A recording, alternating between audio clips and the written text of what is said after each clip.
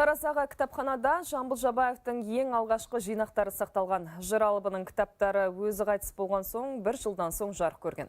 80 жылдық тарихы бар сирек туындыларды іздеп келушілер көп. Әріптесім Мерей Байетте осы басылымдармен танысып қайтты. Шоқан Уәлиханов атындағы облыстық кітапханада 270 мыңнан аса кітап бар. Оның мыңнан астамы құнды түп нұсқалы ескі еңбектер. Арасында Жамбыл Жабаевтың ең алғаш басылған 7 жинағы бар. Сирек кітаптар 1946-1947 жылдары Алматы мен Мәскеуде басылған. Түп нұсқа туындының бірі 5 бөлімнен тұрады. Жинақта халық ақынының Қазан революциясына дейінгі өлеңдері, соғыс жылдарындағы шығармалары мен айтыстары 8 поэмасы енген. Сондай-ақ жыр алыбының сирек суреттері де бар.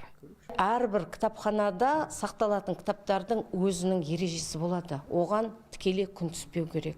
О жерде ылғал болмау керек. Оның барлығы мынау жарықтың өзі де кез келген кітапқа өзінің сондай ереже бойынша сақталынады. Құнды кітап болғаннан кейін, бұның түп нұсқасы болғаннан кейін бұл кітаптарды біз оқырманның қолына бермейміз. Оқырмандар бұл кітаптарды тек қана біздің оқу залдарымызда абонементте отырып сол жерде оқып танысуларына болады.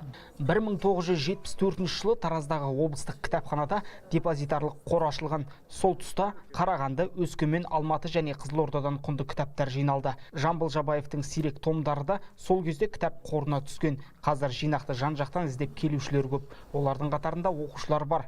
Ақын шығармашылығын насихаттау мақсатында түрлі поэзиялық кештер және жарыстар өтіп тұрады. Кішкентай кезімнен бері осы поэзияға жақын болғандықтан, осы халық ауыз әдебиетіне жақын болғандықтан, осы бір көне кітаптарды ұстау арқылы көзбен көру маған көптеген әсер қалдырды. Құдды бір музейге келгендей сезім алдым. Сонымен қатар көне бір осы ескерткіштерді көзбен көру арқылы мен ары қарай осы кітапханаға келіп, өзімнің білімімді шыңдайтын боламын. Биыл айтыс өнері алыбының туғанына 180 жыл толады. Мерейтойға орай облыстық кітапхана ұжымы көшпелі кітап көрмесін ұйымдастырып жатыр. Мектептерден бастау алған жоба шалғай ауылдарға да жетеді. Ақынның атымен аталған аймақта Жамбыл есімі бір аудан, 3 ауылдық округ, 3 елді мекен, 80-нен аса көше мен 10 мектепке берілген. Мерей Байет, Бақытжан Бапаев, Елдар Байділдә, Тараз, 24 KZ.